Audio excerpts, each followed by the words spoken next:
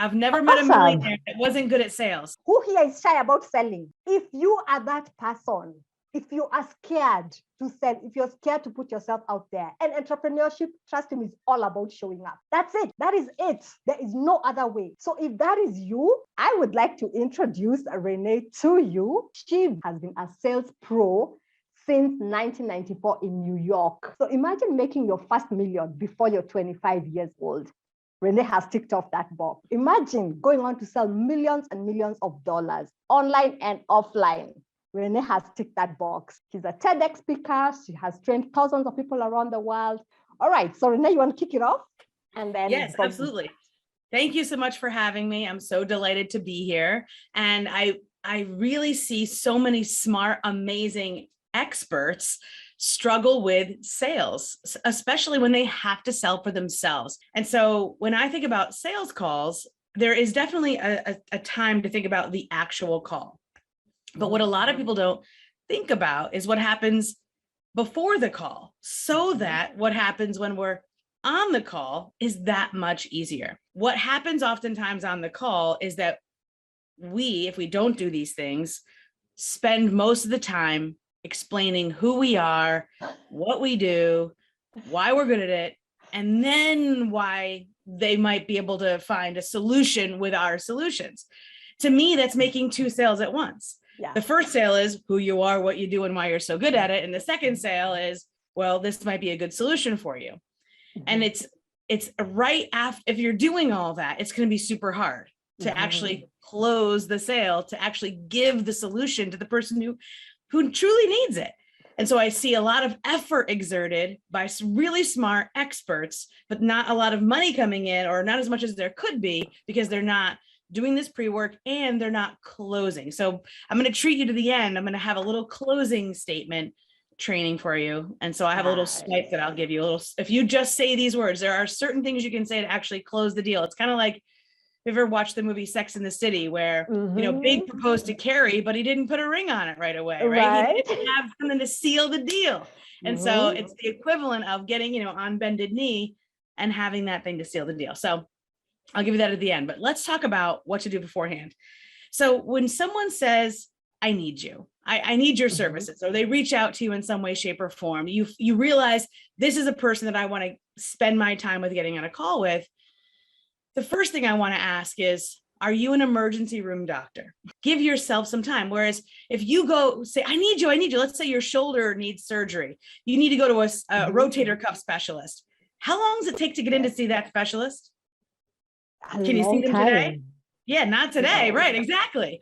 So you're a specialist, you're an expert. So there's no, even if someone says, I need you today, doesn't mean you have to jump on the gun. You're not Johnny on the spot. You're not an emergency room doctor, unless that's how you want to run your business, right? But most people that I talk to don't want to run their business that way. They want good customers to deliver good work for a good price, right? So what makes a good customer? People often say, well, I need to find better customers, and I need to find people who can afford me. Well, it starts right here when they're like, I need you. Well, say, okay, great. I have time available, whatever 4 days time is from now. Whatever 4 days.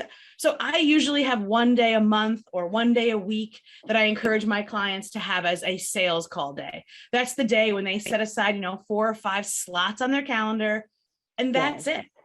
That's all.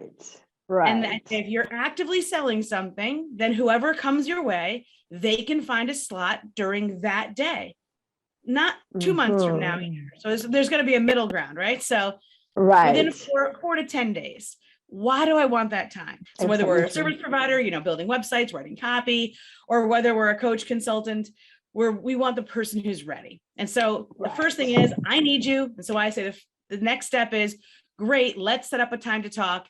And I don't want it to be today or tomorrow. I want it to be within a few days. Right. And so from a sales perspective, a lot of people would quake at the knees about that. A lot of people give different kind of advice. Get on the phone quick, hurry up. The first one to get them. Before they change their minds. Right, but is that really true? Is that really true? It's not how we make decisions. It's not the first one that comes our way. And even if it is, it's usually we regret that decision. Yes, absolutely. Absolutely. Wow.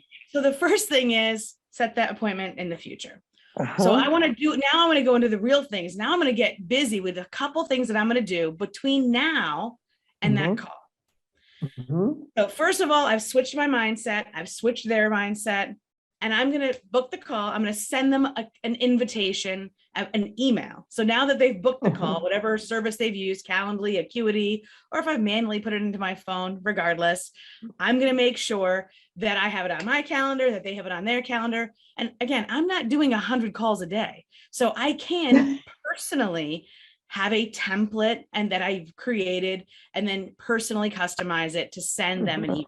If I have a team or a virtual assistant, I can have her do this part for me.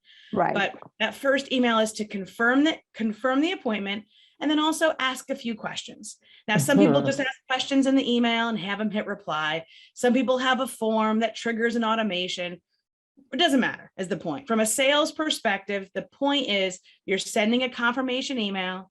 They're confirming the time, date, and place, and that there's an action that the person who's meant to be on the call with you, who's got the problem that you have the solution to, an action that they have to take. Absolutely. All right. So it's important that happens. It's less about the questions that you ask, and it's more about the person that wants that has the problem, that wants a solution, that they take an action before the call. Wow. Why is that critical? Let's talk about it. So it doesn't mean it's going to be disqualified, but it's just something to note, right? Like, So in this case, because they've set up a call with me and I have them on my calendar, that first email goes out. Hey, listen, I'm confirming our call. I have a couple questions before the call so that we can make the most of our time together. That's a phrase that pays for sure. So put that in your pocket. I have a couple questions before our call.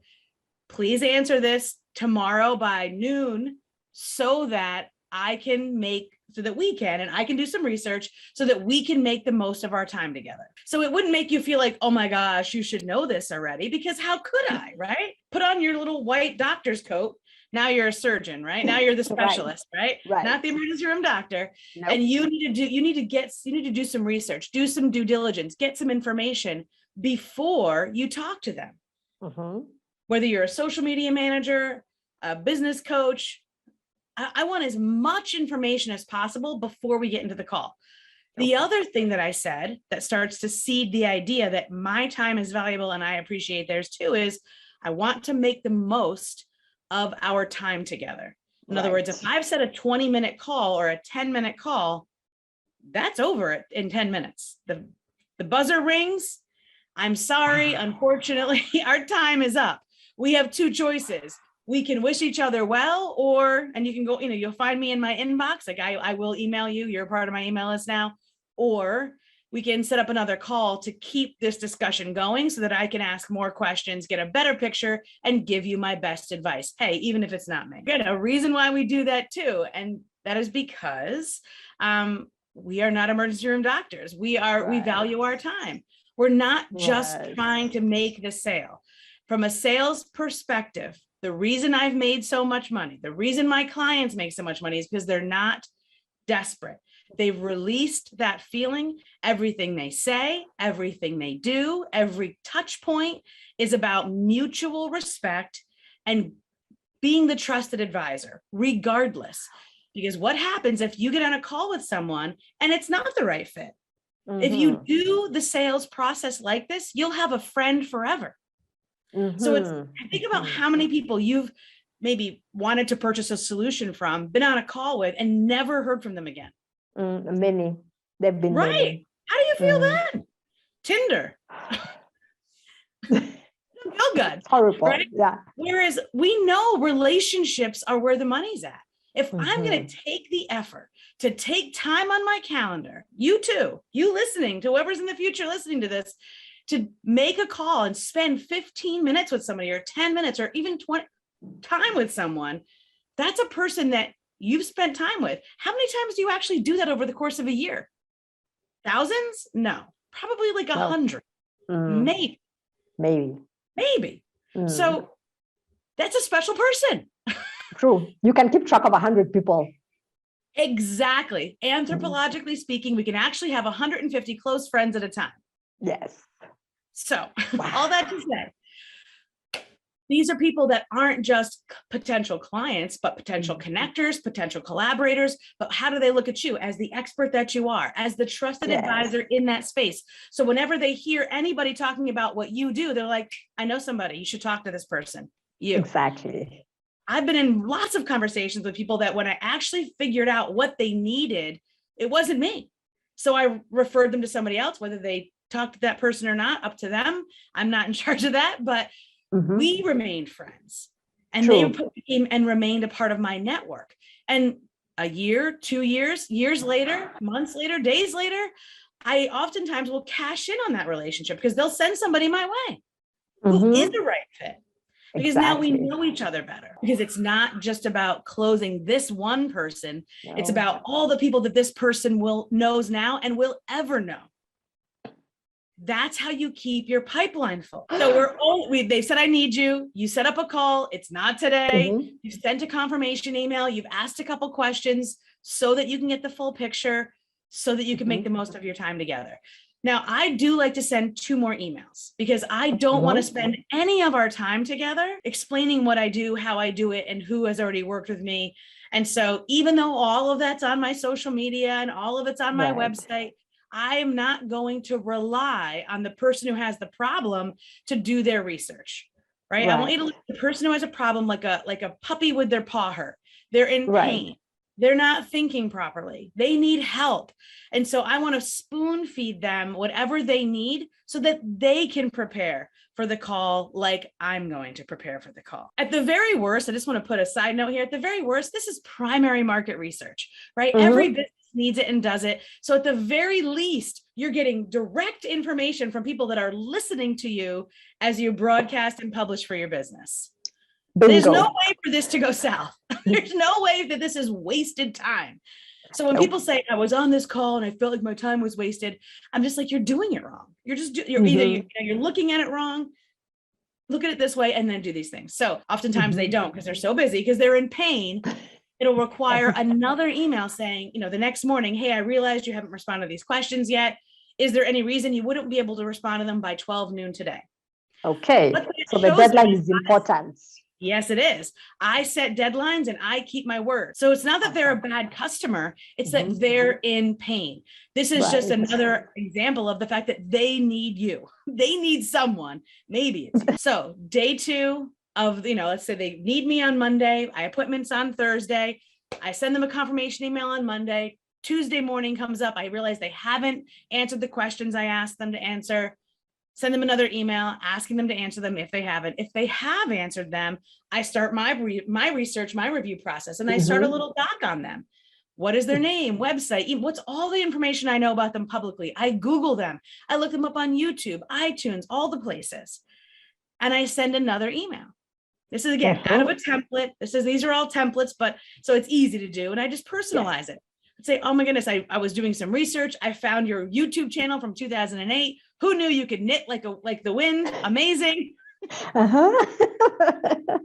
Right. And then I'll also say, I want to make your life as easy as possible so that we can make the most of our time together. Here's a link. You can find out all that information about me. Here's all the places. And here's, in fact, I'll curate 1 or 2 pieces of content, a blog post, a podcast episode, something else that you might find interesting so that you can get as much information as possible about me that make life easier and set you up for long-term success, regardless of where you meet someone. If you meet them in person, if you meet them in a Zoom room, if you meet them in a Facebook group, if you meet them on LinkedIn, it doesn't matter where you meet them. This process stands true. And then I do send them one more thing. And I send right before the call, I'll send them an email saying, I'm so looking forward to our call. I want you to know that I'm it's safe to talk to me. A lot of people, here's what my customers say about me. Okay. And so I want them to come to the call feeling safe and that they're in good hands. And I just also want to say, I'll say, I can't wait for our call. I'll see you soon. I just want you to know that it's safe and easy to let your guard down and to share with me what's really going on. I want you to bring your questions. I've got questions for you. And just so you know that I'm not talking, out of the air, I'm going to say, here's what others have said about me. And that's where I can share some testimonials, or maybe I have a link to a page that has all the testimonials on it. And whether they read it or not, I don't know. At the end of the day, I've done my due diligence. I've done all I can do. If I met them on Facebook, I didn't just look them up on Facebook. If I met them at a NAWBO meeting, I didn't just ask my fellow NAWBO attendees. I went above and beyond. I looked out toward the other parts of the world, thank you, Google, where I might be able to find information on them. If they don't have a podcast, have they been a guest on a podcast? What if I listen to that podcast and I listen to something they said and I'm able to repeat that back to them? The person's not a ghost. And if you can't find anything on them, there's another reason to email them. Hey, listen, I want to do my due diligence. I want to get the full picture. I want to do as much as I can before the call so that we can make the most of our time together. The reality is that I shouldn't ask them, so what do you do? When did you get started? Tell me what you should look it up before you call. Because I've bought things from people who didn't do this, but I really wanted their solution. And I just kind of hoped, I'm like, I hope they get me. I hope they understand what I need. And that's not a good feeling. You know what I'm saying? And it never worked out right. And so I want whoever you sell to and whoever buys from you to be able to feel so good and just clear that path for yes, so that when they say yes, it's a clear and confident bell ring. It's like, yes, absolutely. Because we've also had people buy from us from the seller's perspective, like, oh boy, I hope this customer is not a nightmare, right? You do this work beforehand, you're not going to walk into that situation. Because here's the next thing I want to share with you. And this is a permission slip. Just because you get on the phone with them does not mean you have to make them an offer. Bingo. That is super important. And I guess that also goes back to mindset, because people feel if I am taking the time to get on a call with you, I should be making an offer. Others, it's a waste of time, which goes back to what you were saying earlier, Right. Because you reserve the right, you're the owner. You reserve the right to not make an offer. And you reserve the right to make it whatever offer you do make, to make it any price. Right. I am not Costco. I don't have a UPC code.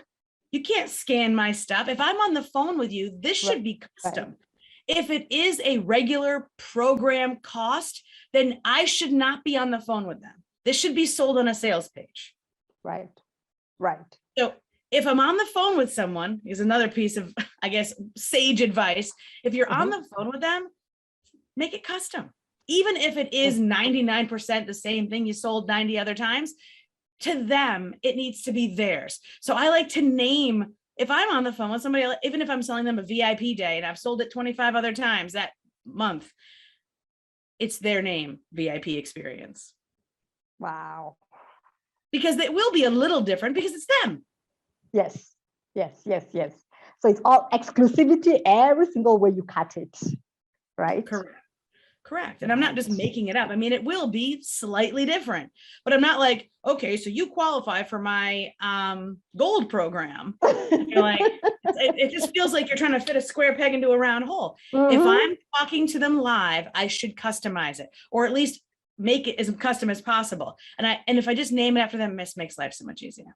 So now let's say you get on the call. How do you feel when you get on the phone with this person now? You feel like you already know them. Exactly. You feel like you're old friends. Correct. Which makes the call feel easier. Wow. So there isn't true. All this angst and nerves that you have to kind of work out before a call. Yes. Anxiety, sweat, sweating brows. Right. There isn't some script you have to follow. You've got notes that you've taken beforehand. You've got deep questions that make sense to them. And you ask the questions. The goal of the call, until you decide if you're going to make them an offer or not, offer them a solution, the goal of the call is to ask questions. So I always say, a good salesperson has a good pitch, but a great salesperson asks great questions. And so if you want to be the best salesperson for your business, don't try to come at it like, I'm going to show them how great I am and I'm going to sell them. I'm going to ask great questions, make sure I have the full picture so that whatever solution I propose makes sense for them right now. So now that you've shifted the energy completely on this call, you've asked all the questions, clearing the path for yes in 10 minutes or less, you can make a super quick call because you're really just asking a couple follow-up questions.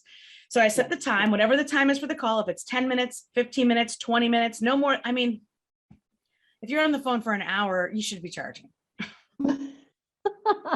Otherwise, you're just playing information booth. You know what I mean? Like, yes, the job on the call is for you to ask great questions. Got that. If they come at you like, well, I've got questions for you, I'm going to say, that's great.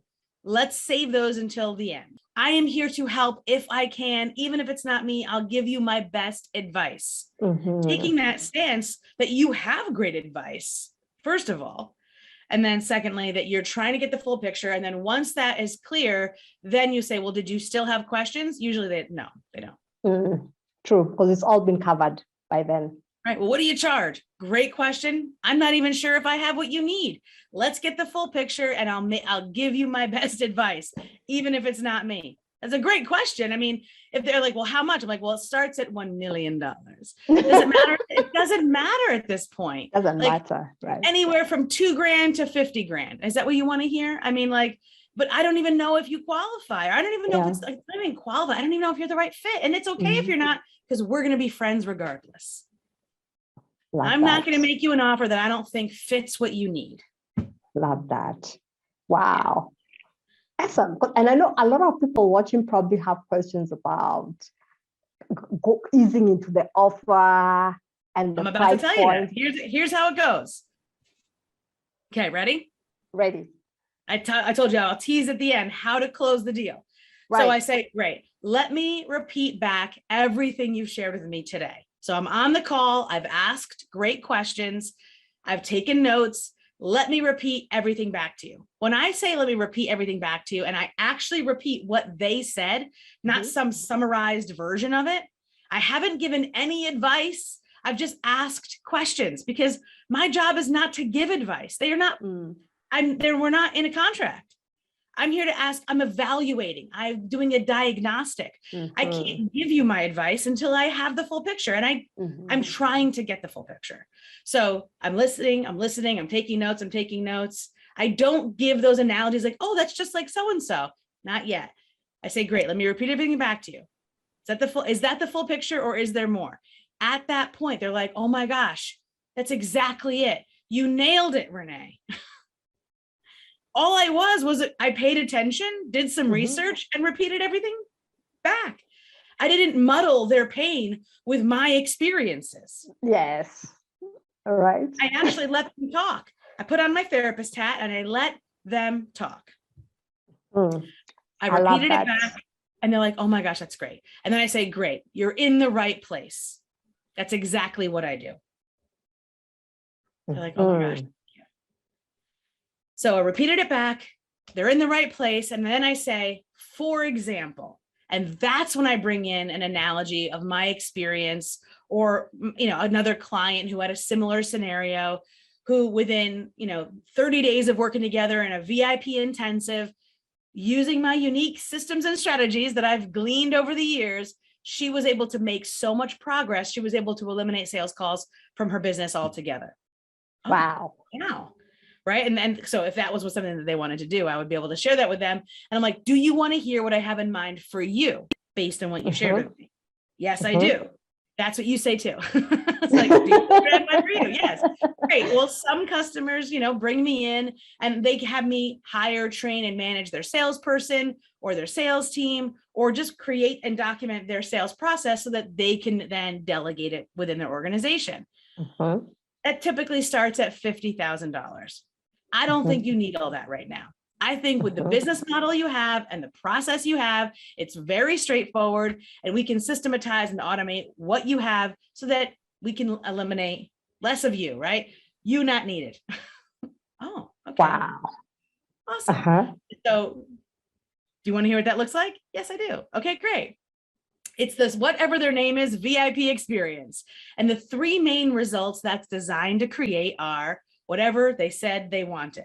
And this is where people oftentimes get messed up because we know what's actually important, but that might not be what they've been crying about. Mm-hmm, mm-hmm, mm-hmm. So I Correct. say, sell them what they want because this is going to help them clear the path for yes, but give them what they need. Whatever you do with someone, whatever service or coaching or consulting or program you put them through, they are going to get hundreds of results, right? So you have to tell them what is true, of course, but also what they have been saying. So if they tell me that they want to sell more elephants, but they're pointing to an iPhone, now is not the time for me to correct them. Yes. And tell them that that is an iPhone. I will help you sell more elephants. I will help you do this. Then do this, whatever they've been saying, because I know that I will help them, but I have to use their language so that they understand me. And then I say how this will work is, I'll send you a questionnaire. We'll set up our first initial call. We'll set out a strategy and plan. I'll give you unlimited Boxer access. I'll give you, an unlimited email for your team. And then at the end, we'll meet for another 30 minutes. And over the next 30 days, we're going to clear out your sales process. All of that is typically $10,000, but for you, because you referred to me by Rachel, I will give it to you for only $2,997. Do you have any questions about the results this is designed to create? No. Do you have any questions about how this would work? No. Great. Then the next step is to secure your spot in my calendar. Let's set up that first 90-minute meeting. Okay, great. And we scheduled our calendars. I'm like, okay, so Tuesday at 2 p.m. Does that work for you? Okay, great. Tuesday at 2, let me send you a calendar invite right now, because that's always the most challenging. Okay, same email. I'm just on my phone here. Okay, great. Awesome. So I sent you that calendar invite. How did you want to take care of that? Visa, MasterCard, or American Express? Okay. Wow. So I just want you to notice I'm selling something easy up front. So when I get on these calls, if I'm getting on a sales call, I don't necessarily need to sell the full transformation from the gate. So I work with a lot of, ad managers, website designers, people that write copy, like 52 weeks of email. And so what I encourage them to do, since they really do want to deliver these full transformation services, is to sell something smaller up front first.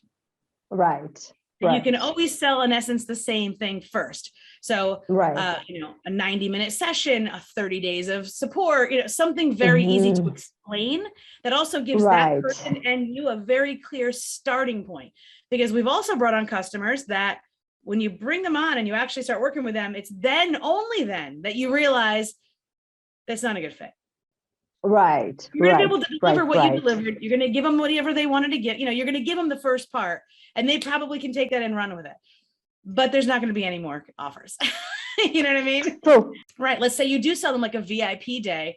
What's to say? You wouldn't say, listen, everything we did in the VIP day is phenomenal, but I know you're going to continue to have questions. Let's do this. So once I deliver the VIP day, now we've delivered it. We're talking again. Notice I set up a 30-minute call at the end.